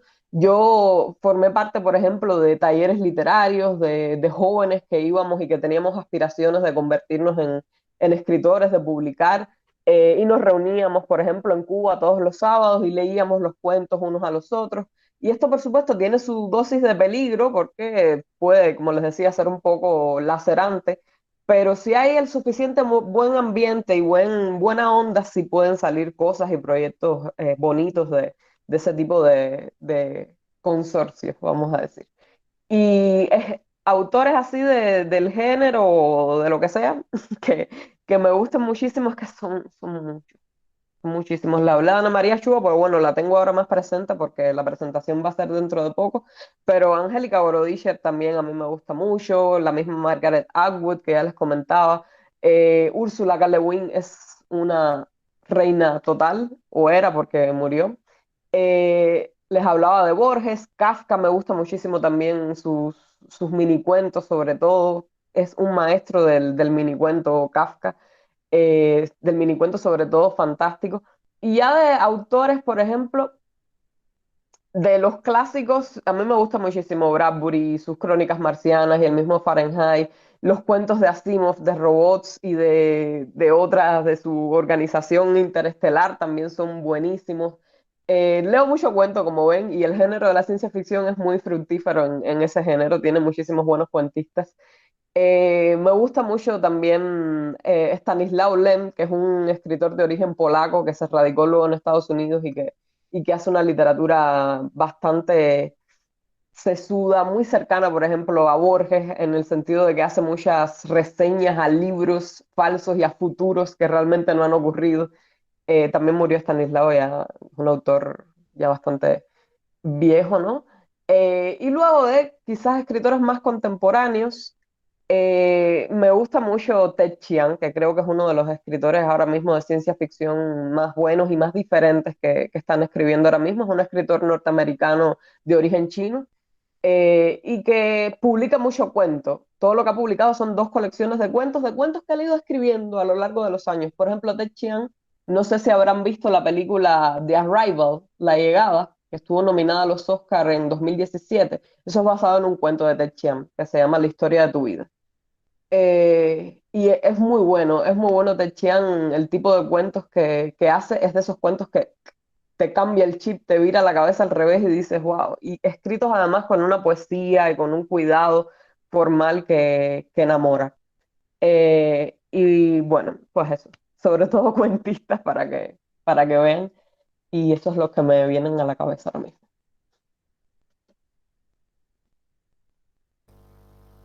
Mabel. Bueno, gracias. Bueno, muchas gracias por estar acá con nosotras, nosotres. Es realmente muy importante y la verdad que me encantó escucharte todo lo que decías sobre el género, sobre la escritura. Agradecerte también por mostrarte tan vulnerable en tu oficio de escribir, eso hace que uno pueda tener como mucha empatía, ¿no? Y ver la empatía de tu parte también. Y bueno, yo había pensado dos preguntas que en realidad ya las fuiste contestando, entonces fui repensando y las seguías contestando, así que bueno, yo te las voy a hacer y vos fíjate si querés agregar algo más o no. Bien. Y en realidad mi pregunta es por el sentido, quería preguntarte sobre el sentido, ¿no? Ese como algo así bastante como que está detrás de todo, incluso a veces detrás del deseo, tanto en el género, o sea, en esto de escribir, o sea, ¿por qué, no? ¿O para qué? ¿Qué sentido tiene escribir ciencia ficción en español, que hablaste de eso? Y bueno, yo le agrego en Latinoamérica, ¿no? Además de español, Buenísimo. o sea, escribir, que una cubana escriba o que una argentina escriba ciencia ficción, ¿qué sentido tiene? Y bueno, y que eso, obviamente, ¿no? Como que también hablabas de eso, ¿no? Cómo se puede mirar el presente o nos podemos mirar a nosotros desde esa mirada que trae la ciencia ficción, particularmente en Latinoamérica hoy. Y bueno, vos habías hablado, ¿no? De la sociología, no sé si hablaste de la antropología o la filosofía, que aparece también todo eso, como ciencias a explorar en la ciencia ficción. Y bueno, sí, el sentido ahí, y relacionarlo también con lo que vos hablabas de tu oficio de escritora, cómo vos vivías, ¿no? En tu subjetividad, esto de ser escritora, que también hay una pregunta ahí que vos te hacías por el sentido, ¿por qué escribir si ya se ha dicho tanto, si ya se ha escrito tanto? Entonces también la pregunta de ese sentido, ¿por qué alzar, como decía Ana, ¿no? ¿Por qué alzar la voz? ¿Por qué alzar la voz, ¿no? Y escribir y decir, bueno, yo sí tengo una historia para contar, no sé, como argentina, como cubana, como latinoamericana, en ciencia ficción, que esté dialogando ahora con la antropología? Vos dijiste que te gusta leer a los contemporáneos, te gusta leer los marcos teóricos de ahora, bueno, o sea, en el sentido de la ciencia ficción y vos como escritora de ciencia ficción. Buenísimo, buenísima pregunta. Sí, a ver, en América Latina se ha escrito ciencia ficción desde hace muchísimo tiempo, a pesar de que más contemporáneamente es que la crítica, ¿no? Que parece que la crítica va con una linterna, ¿no? Iluminando las zonas y entonces, es como si se descubrieran cosas, pero ya han estado pasando en los territorios hace muchísimo tiempo. Los países que más tradición tienen, por ejemplo, de ciencia ficción en América Latina son Argentina, por supuesto, México y Cuba, ¿no? Que son tres puntos que tienen sus características muy particulares, pero que han convergido en muchos sentidos. Entonces, eh, esa pregunta de para qué sirve la ciencia ficción o para qué ha servido, que no siempre la respuesta ha sido lo mismo, la ciencia ficción a lo largo de las décadas desde que está ocurriendo. Por ejemplo, en Argentina o en Latinoamérica en general, pero empieza por Argentina, se puede hablar de la existencia ya de un género que se llama ciencia ficción, con un conjunto de escritores que lo están practicando, con revistas que están publicando novedades, con gente que está reseñando y que está teorizando al respecto. Se puede empezar a hablar de eso en la década de los 60. Y ya para finales del 70 y los 80 ya ocurre una eclosión, ya se puede hablar de una edad de oro, por ejemplo, tanto en la ciencia ficción cubana como en la Argentina. Esta es la década, por ejemplo, en que se publica la revista El Péndulo, que ha sido la revista más importante de ciencia ficción de todos los tiempos en todos los idiomas. O sea, es muy fuerte. Y bueno, la ciencia ficción, por ejemplo, en algún tiempo o en algunos eh, países de Latinoamérica tuvo una tendencia que sería, por ejemplo, la tendencia de esta novela de la muerte como efecto secundario, a las distopías, a imaginar entonces futuros negrísimos, futuros en que algo salía mal, se extrapola un aspecto de la sociedad, o por ejemplo de la sociedad de los 90, que es cuando se escribió esta novela, se extrapola, se lleva al máximo, se lleva incluso al absurdo, y entonces se piensa qué tipo de sociedad vendría de esa extrapolación. Y habría que pensar, eso es algo que yo tengo anotado ahí para explorar, cuál es el papel que han jugado, por ejemplo, las distopías dentro de la ciencia ficción latinoamericana, por qué han sido tan asiduas y por qué los escritores se han empeñado tanto en publicar y escribir distopías. Porque ahora yo noto que la tendencia ha ido cambiando, sobre todo en ciencia ficción escrita en español, porque los medios, sobre todo de difusión masiva, vamos a pensar en series de Netflix, de HBO, ahora se han enamorado de la distopía, la han descubierto y es como, esto está buenísimo, venga distopías, vamos a extrapolar el futuro y ahí tenemos a los futuros de Black Mirror, tenemos a Years and Years, tenemos, qué sé yo, Carbón Alterado, el millón de distopías que en el cine y la televisión ahora están proliferando. Sin embargo, los autores de ciencia ficción que hace décadas están concibiendo distopías, ahora mismo se encuentran en otro estadio y están tratando de hacer extrapolaciones sociales que no sean tan oscuras o que el final no sea tan desgarrador que no deje un resquicio para la realización de sus protagonistas. Porque, como mismo decía Lewin, como han dicho muchísimas, ahora Margaret Atwood, por ejemplo, lo dijo hace poco en una entrevista, el poder evocador de la palabra, ¿no? Cuando dejamos de imaginar una salida posible, es como si se realizara también, como si ya no existiera una salida posible. Entonces hay que imaginar primero las cosas para que en un futuro puedan ocurrir. Esto no significa, por ejemplo, que los escritores de ciencia ficción seamos responsables de si las cosas salen bien o mal, pero sí en el imaginario popular se asienta entonces la idea de que las cosas no pueden ir bien, de que no hay una salida, de que el mundo se va a acabar y de que eso es inevitable, entonces ¿para qué nos vamos a esforzar, no? Que eso tiene que ver, por supuesto, con crisis como el cambio climático, que es ahora una de las crisis más acuciantes, ¿no? Que estamos en las puertas. Y bueno, la literatura entonces de ciencia ficción, por supuesto que tiene muchísimo que decir en este contexto. Y recientemente se ha publicado, ¿esto fue este año, el año pasado? Este año. Se publicó esta antología compilada por Rodrigo Bastidas, que es un crítico importantísimo de ciencia ficción colombiano, que Colombia ahora es uno de los epicentros ahí generadores de literatura buenísima de ciencia ficción en estos momentos. Casi que Colombia es ahora el centro de la literatura latinoamericana en estos momentos. Y Rodrigo Bastidas compila esta antología que se llama El tercer mundo después del sol, ¿no? Ese título tan evocador a precisamente los países del llamado tercer mundo. Y es una compilación de diferentes escritores que ya han tenido una carrera notable. No es algo de que, mira, estamos escribiendo ciencia ficción, mira, hay toda esta gente. No, toda esta gente tiene una carrera a sus espaldas durante décadas, que todos son contemporáneos, están vivos y continúan creando. Y de alguna manera han pensado o han reflexionado al respecto del género en algún momento. Entonces, Rodrigo, en el prólogo de esta antología se propone extrapolar sí sería pertinente hablar de la existencia ya de una literatura de ciencia ficción con características propias, ¿no? Y diferente, por ejemplo, de la norteamericana, diferente de la europea, diferente de la rusa, ¿no? Que son tradiciones que han tenido bastante manifestación en esa literatura. Y bueno, y a partir de esa pregunta entonces articula todos los cuentos que están seleccionados aquí y que pueden ir desde, déjame fijarme para acordarme, por ejemplo, el de Luis Carlos Barragán, que es un colombiano también. Es una cosa muy rara en que hay una especie de virus que lo que hace es que las personas transmigren, una especie de transmigración de alma y la persona se convierte en otra, ¿no? Una ama de casa en California de repente comienza a convertirse en un indio del Amazonas, ¿no? Entonces, ¿cómo eso va cambiando toda la estructuración de la sociedad? Y uno dice, bueno, es más fantástico casi que científico, ¿no? Porque realmente no hay una explicación ahí plausible por detrás, pero es que esa es una de las características también de la ciencia ficción latinoamericana, porque siempre se habla de la ciencia ficción, como su nombre lo indica, como esa literatura que extrapola a partir de ciencias, pero es que incluso cuando pensamos en la antropología, cuando pensamos en la sociología, se trata de ciencias que han sido hegemónicamente occidentales. ¿Cómo sería extrapolar a partir de una ciencia que sea precolombina, por ejemplo, que sea un sistema, porque qué cosa es una ciencia sino un sistema organizado de pensamientos y de creencias que sea anterior a la llegada de Occidente a América Latina.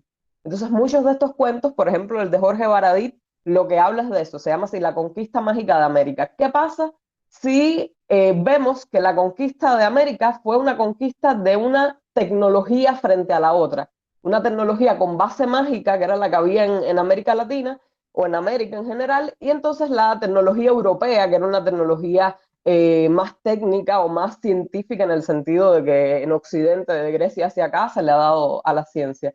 Entonces es interesante ver cómo la ciencia ficción se deforma y deja de ser lo que generalmente habíamos asociado con lo que era. Y tenemos cuentos que, por ejemplo, yo aparezco en esta antología con un cuento que va sobre inteligencias artificiales.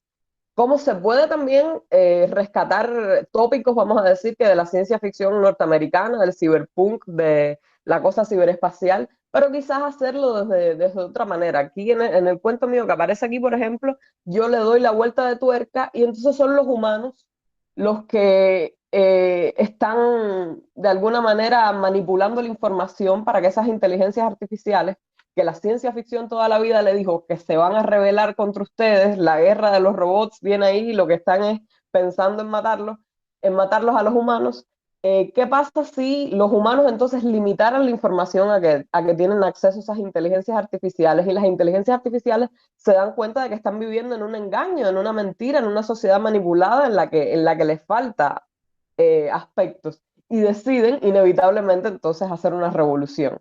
Entonces, ¿cómo sería? Y tú te pones de parte de esa inteligencia artificial porque tú te sientes que en tu sociedad también estás manipulado, que te están escondiendo información, que no sabes qué cosa es verdad y qué cosa es un bulo.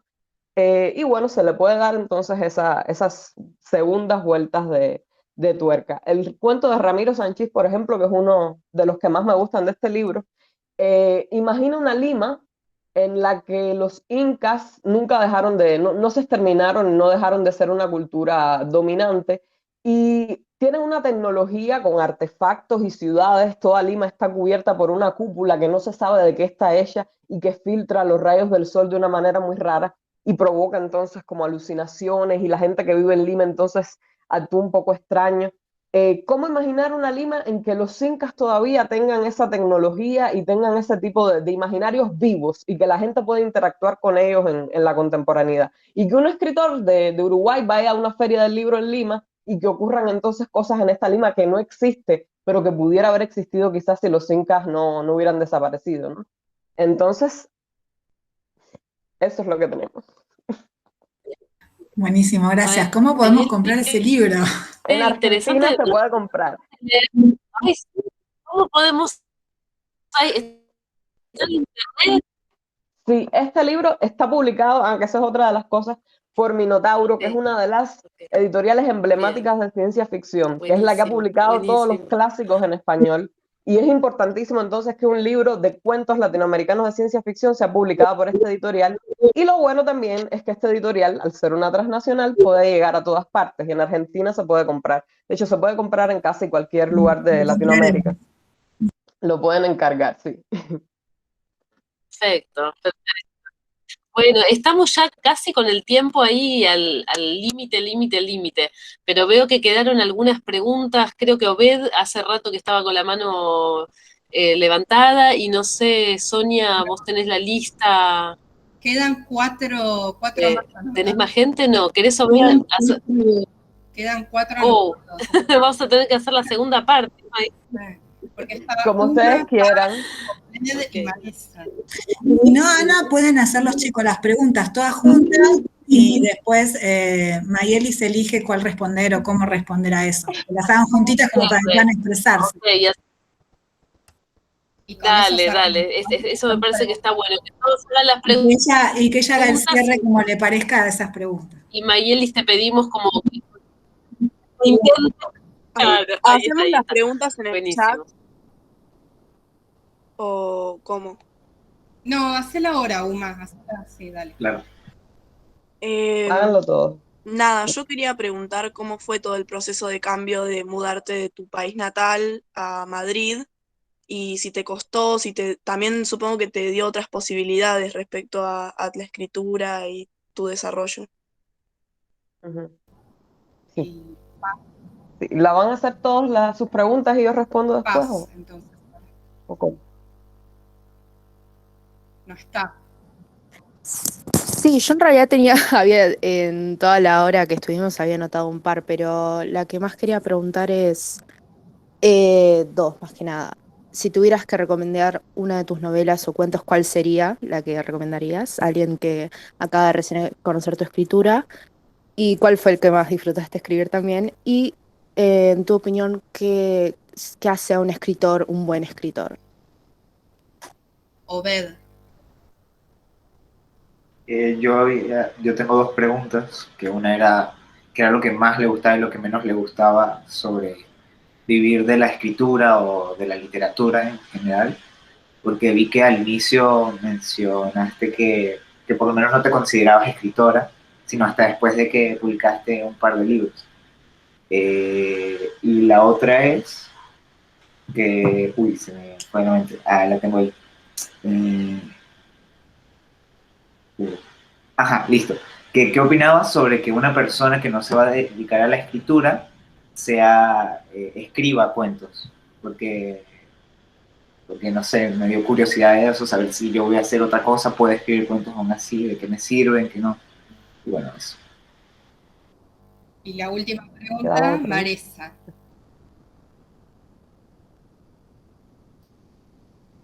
Yo quería preguntar dos cosas. La primera es, ¿qué es lo que más te gusta de escribir en ciencia ficción, fantasía? ¿Y qué es lo que más te gusta de crear personajes en la ciencia ficción y en la fantasía? Ok, ya está, ¿no? Vamos a ver. Lo que me decían de si escribir, en primera, yo no vivo de la literatura, eso vamos a dejarlo claro. Esto casi no me da dinero. Cuando me pagan, eso es una excepción prácticamente, como le pasa a un montón de gente. Si no te publica una super editorial y comienzas a vivir de las regalías, eso no se puede. No se puede vivir. La misma Ana María, es que he estado investigando, pues me toca presentar el libro, decía que me dio mucha gracia, que ella, el primer consejo que le daba a alguien que le decía que quería ser escritor es búscate un trabajo. Búscate un trabajo porque de eso no, muy difícilmente se va a vivir y en esta sociedad tal y como está planteada, en que el entretenimiento o la recreación, como puede ser ver una serie, leer un libro, escuchar música, lo tenemos entendido como que eso tiene que ser gratis, yo no voy a pagar por eso, ¿no? Entonces pagamos por otras cosas y no entendemos y no concebimos que esa gente ese es su trabajo y que a veces es 24/7, ¿no? Que hacen ese tipo de trabajo. Ese no es mi caso, yo hago otras muchas cosas que son las que me dan más o menos dinero. Por ejemplo, dar clases es lo que a mí me parece que es mi vocación y a lo que yo me quisiera dedicar a tiempo completo cuando tengo un momento y seguir escribiendo porque es algo que no está reñido y como además yo no soy tan prolífica y eso no está del todo mal, ¿no? No escribir 3 novelas todos los años, pues se pueden compaginar esas dos cosas sin ningún tipo de problema. Eh, lo que decían de mi mudanza a España, yo tuve la muy buena suerte de que ya conocía a algunas figuras, vamos a decir que claves del panorama de la ciencia ficción y la literatura de género aquí en España antes de venir, y regresamos a los concursos como una manera expedita y útil, ¿no? De darse a conocer y de publicar. La primera cosa que yo publico en la vida es un cuento que mando un concurso aquí en España, un concurso que estuvo durante 5 años publicando antologías de escritoras de ciencia ficción porque empezó el bulo este de que no, las escritoras de ciencia ficción no existen, muy poca gente, fulana, mengana y sutana son las únicas que escriben ciencia ficción, que escriben de ciencia ficción en los 80, son las mismas hasta ahora y eso no se ha renovado. Y mucha gente se puso molesta con esto y hizo cosas al respecto. Y una de las cosas que se hicieron fue convocar una antología que se llamó Alucinadas, que abrió para el mundo hispanohablante durante 5 años para escritoras de ciencia ficción. Y yo participé en la segunda, que de hecho me lo recomendó uno de los profesores de ese centro donde yo estudié técnicas narrativas. Él luego formó parte de una especie de taller que teníamos y medio que nos apadrinó, Raúl Aguiar, que lo debe conocer Ana de nombre. eh, Raúl Aguiar encontró ese concurso en internet y me dijo, Mayelis, mira, manda ese cuento que tú me enseñaste el otro día a este concurso. Posiblemente no gane porque los españoles son muy territoriales y posiblemente se lo den a un español el premio, pero vas a quedar seleccionada dentro de las 10, ¿no? Que eran seleccionados como a los 10 mejores relatos. Y yo podía enviar dos cuentos, envié ese y envié otro que yo no se lo había enseñado a nadie, solo a mi mejor amigo que lo dio mucho y yo me desalenté muchísimo. Este cuento es una basura, no sirve para nada. Y envié los dos cuentos. Y quedé seleccionada con el cuento que nadie había leído y que mi amigo había odiado. Y así es como aparezco entonces en la segunda antología de Alucinadas, que se convirtió luego en una especie de institución porque dio mucha visibilidad entonces a todas esas escritoras que ahora están publicando, que ahora están siendo más reconocidas. Y en esa segunda antología éramos dos latinoamericanos nada más. Era una argentina que se llama Alejandra de Burgués, que de hecho hace un mes vino a vivir ella a Madrid también y que conocí luego cuando estuve en Buenos Aires. En la primera antología, por ejemplo, salía Laura Ponce, que es otra gran escritora argentina de ciencia ficción y que está haciendo muchísimo. Tiene una revista que se llama Próxima, que sale en físico y publica ciencia ficción en español de toda Latinoamérica y que se las recomiendo muchísimo. Búsquenla en las librerías en que aparece. Y bueno, fue ya cuando yo llego, ya la gente me conoce en el fandom, vamos a decir, porque yo aparecí en esa antología. Era una de las dos latinoamericanas que aparecía en esa antología. Entonces, claro, llego aquí y que es un mundo y es un panorama que siempre recalco, que yo decía, aquí está a punto de ocurrir una gran revolución respecto a la acogida que se está teniendo con la ciencia ficción latinoamericana. Porque casi no llegaban cosas de ciencia ficción latinoamericana, pero los lectores estaban muy ávidos. Era como, quiero leer cosas nuevas, ciencia ficción latinoamericana, que eso yo no lo conozco, a pesar de que hablamos el mismo idioma y que parece un poco raro, ¿no? Que no se conozcan. Y efectivamente ahora están llegando muchas más obras de ciencia ficción latinoamericana, fantásticas en general, cuentos de terror fantásticos. Y he visto ante mis ojos ha transcurrido cómo se modifica ese panorama y cómo la gente entonces está leyendo mucho más. Así que yo he tenido muchísima suerte, ya decía, me conocían de esa antología, ya yo había publicado cuando llegué aquí 2 libros, o sea, tampoco es que fuera una escritora novel, y ya realmente estas dos editoriales, tanto Cerbero como Cazador de Ratas, fueron ellas las que me contactaron y me dijeron, ¿tienes algo para publicar? Yo quisiera publicarte y tal, entonces, qué bueno, ¿no? Que te pasen esas cosas. Y bueno, así fue como, no me puedo quejar y ha sido una buenísima acogida y se me olvidaron las otras preguntas. No me acuerdo.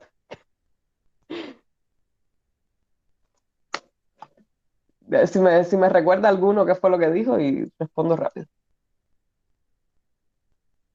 Eh, Creo que sería la mía de qué es lo que más te gusta y lo que menos te gusta Ajá. de vivir de la literatura, pero creo que lo respondiste un Sí, poco antes.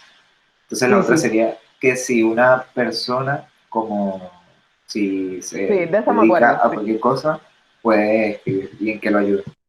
Sí, eso, o sea, yo les hablé aquí de mi síndrome del impostor, pero no hagan caso a eso, ¿eh? Si ustedes quieren escribir o si, bueno, uno de mis mejores amigos tiene muchos problemas de autoestima y problemas mentales en general, no lo digo como un estigma, son reales y escribe muy bien y no ha acabado de publicar nada, nunca. Y es un escritor buenísimo y no deja de ser escritor por eso. Yo siempre lo estoy aupando y tratando de apoyarlo en lo que puedo.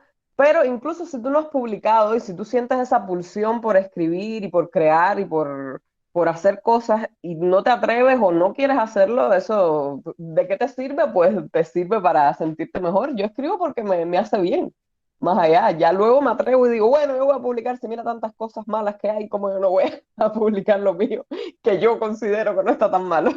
Entonces, es eso, es todo cuestión de atreverse y por supuesto, que sí tiene muchísima utilidad. Si a ti te hace bien, si a ti te hace feliz, si tú lo sientes como una necesidad, pues ya, eso es una utilidad que tiene la literatura en tu vida, o sea, la creación literaria. Y Paz, creo que te interrumpí y me ibas a decir tu pregunta. No, no, yo sentí que te iba a interrumpir, así que te dejé. Creo que la acabas de responder recién y creo que me quiero quedar con esa pregunta, pero ¿qué pensás que hace a un escritor un buen escritor? Tipo, Mm, o sea, uno por ahí escribe para sí mismo, entonces eso es como se considera bueno, pero vos qué buscas en tipo la lectura, más que mm. nada. Sí, yo creo que en la Tipo, literatura, mencionaste a Kafka, sí, Kafka, perdón, a Borges, a los libros que mencionaste, tipo, me parecieron como muy, muy buenos, pero sí, en general, ¿qué vendría a sí, ser? sí. Tipo, tenés Eh, una lectura muy diversa. Entonces, tipo, sí. si cuando buscas libros nuevos buscas algo en especial. Ya, ya. Yo creo que la literatura, más allá de, qué sé yo, hay obras clásicas de la literatura que son indiscutiblemente buenas y que están bien escritas y que sin embargo a mí no me gustan y eso le puede pasar a muchísimas personas, porque tiene que ver con tu experiencia personal, con lo que esperas de la literatura, con lo que esperas que la literatura te provoque. Y a veces funciona así, ¿no? Funciona a través de impresiones y de estados de ánimo que te propicia esa literatura. Por ejemplo, yo disfruto mucho el hecho estético de la lectura, que esa lectura a mí me parezca hermosa, ¿no? Que me haga sentir cosas más allá de que la trama esté buena, de que te mantenga enganchado. A veces hay libros que yo me he demorado meses en leérmelos, pero ha sido un proceso lento, pero que he disfrutado, ¿no? A pesar de que han sido difíciles, por ejemplo, de leer.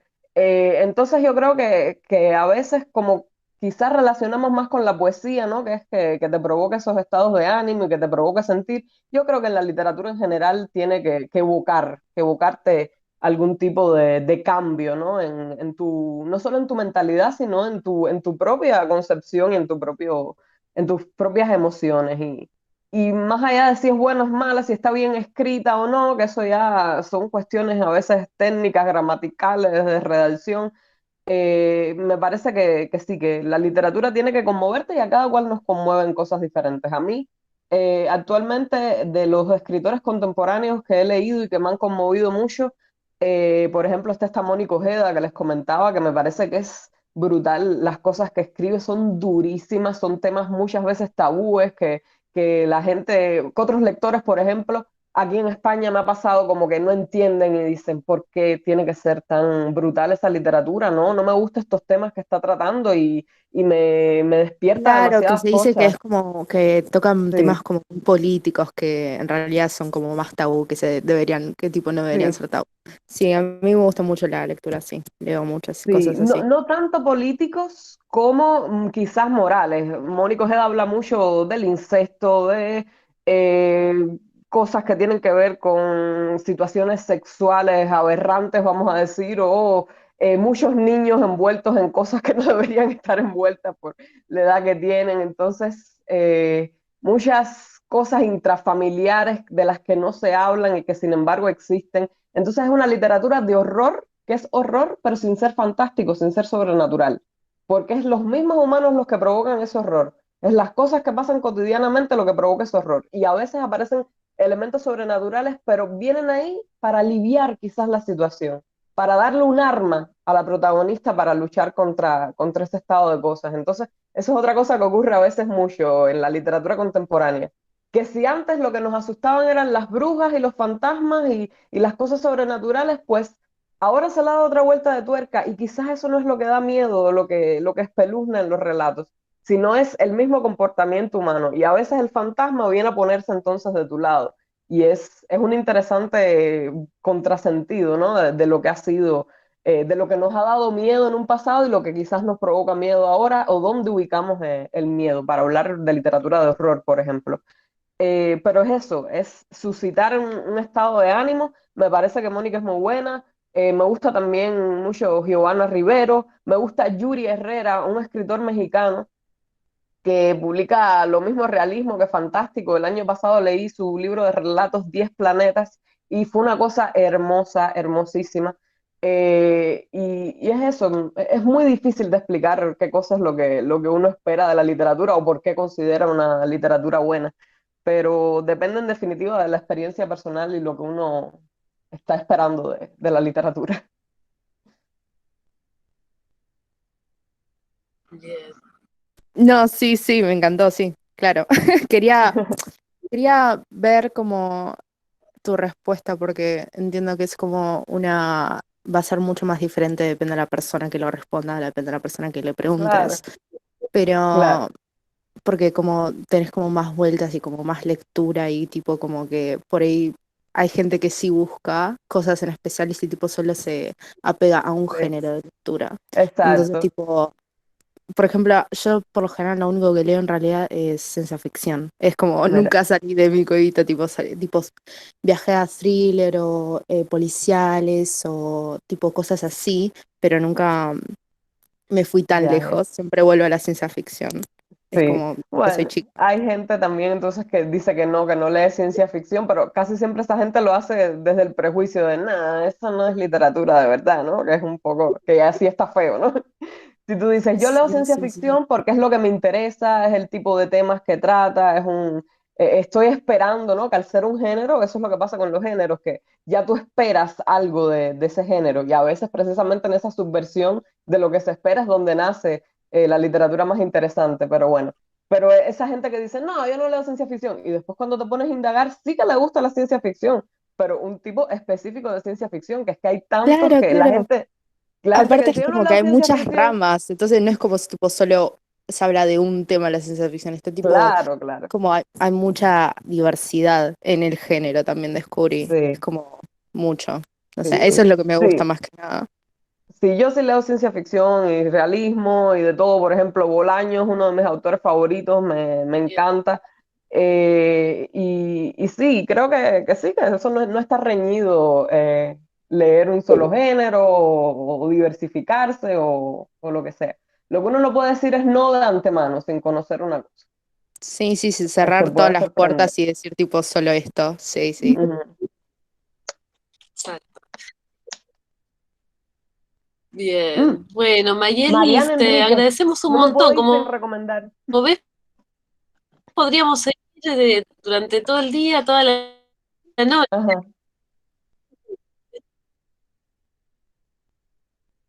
Perdón, sí, claro. Acá la leemos bastante qué en la bueno, sí, escuela. claro.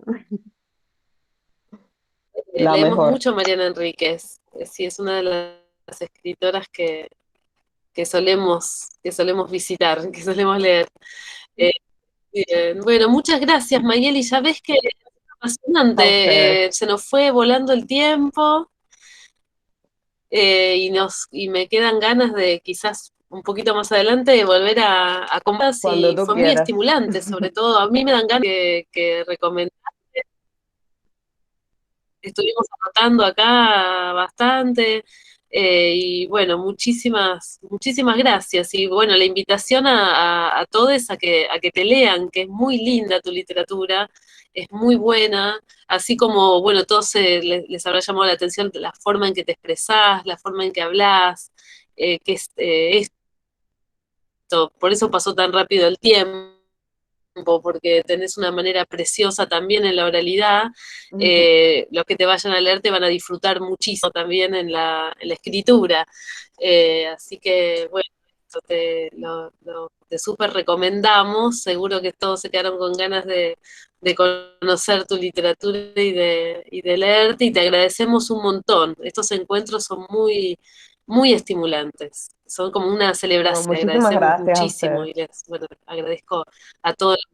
Bueno, muchas gracias, Mayelis. Por suerte queda grabada, así que después te voy a pasar el link también de Ay, muy la bien. de esta reunión. Suerte para todos, queda grabado también. Esto que sucedió, que fue muy, muy lindo, muy lindo. Muchísimas gracias. Gracias a Muchas ustedes. gracias, muchas Nos vemos. gracias. Muchas Gracias. gracias. Nos vamos con muchas ganas de leerte. Qué bueno. Sí, gracias. Chao, gracias.